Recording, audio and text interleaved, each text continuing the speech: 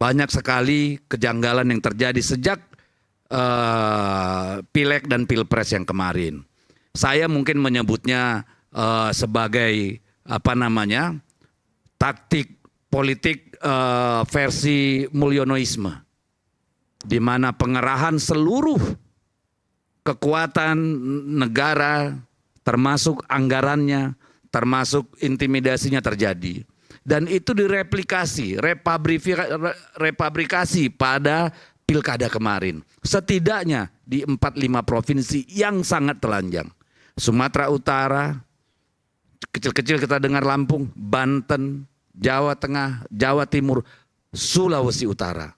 Itu sangat banyak sekali, telanjang sekali, dan datanya kita sudah siapkan untuk nanti berhadapan di MK.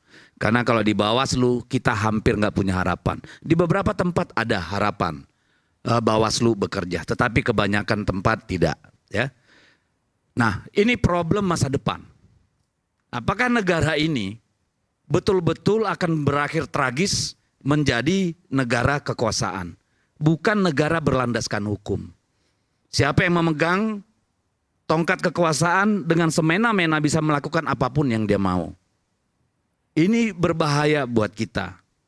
Dan nanti yang akan merasakan kita juga. Saya kemarin mengusulkan misalnya, bagaimana kita memperbaiki institusi kepolisian. Makanya saya pakai baju coklat nih. Bukan anggota Parcok saya. Walaupun lahir sebagai anak seorang polisi dan ibu polisi. Oh, ayah Anda dan ibu Anda polisi? Iya. Jadi ini problem, kenapa? Kita berharap yang namanya birokrasi itu, yang namanya polisi itu adalah apa? Pelindung pelayan masyarakat sipil. Seharusnya ini dua barang ini, birokrasi dan aparat penegak hukum ini pelindung masyarakat sipil, benteng masyarakat sipil menghadapi apa? Kesewenang-wenangan kekuasaan. Terutama dalam pemilu dan dalam kehidupan sehari-hari. Kalau tidak ada perbaikan, kita akan ditakdirkan kembali pada rezim Orde Baru jilid 2. Jadi banyak yang bilang, wah mengkhianati reformasi kalau polisi ditaruh di bawah Kemendagri. Lah kalau ada yang salah emang gak perlu dievaluasi? Kan ini yang aneh. Sekarang yang mengkhianati reformasi siapa? Kalau saya tanya, siapa yang mengkhianati reformasi saat ini? Itulah yang perlu kita evaluasi. Itu problem besar.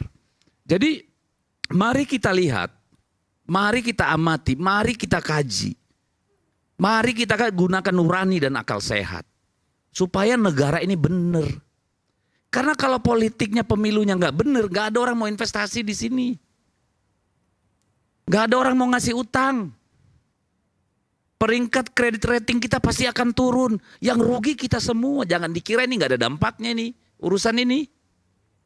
Pengusaha mana yang mau datang kemari menanamkan uangnya, menciptakan lapangan kerja, kalau politiknya aut-autan?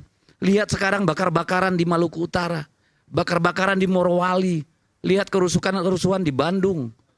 Orang berkontestasi itu menghabiskan uang banyak. Tadi Bang Tripatul bilang, untuk provinsi seperti DKI ini 200 miliar pasti keluar uang. Kabupaten kota itu paling kecil tuh 30-50 miliar. Bisa sampai 80 miliar. Kalau sekarang mereka dicurangi, lama-lama apa nggak ngamuk? Apa nggak jadi konflik? Kan bahaya buat negara ini. Jadi saya minta tolong.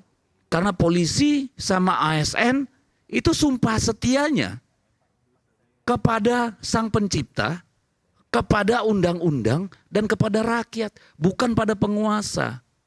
Ini harus dibalikin nih pikirannya biar normal. Jangan terlalu serius. Kalau soal Jakarta, kami percaya sudah 1 putaran. Tapi kalau mau ada yang putaran kedua, silakan muter-muter sendiri. Kami nggak ikutan. Oke, baik.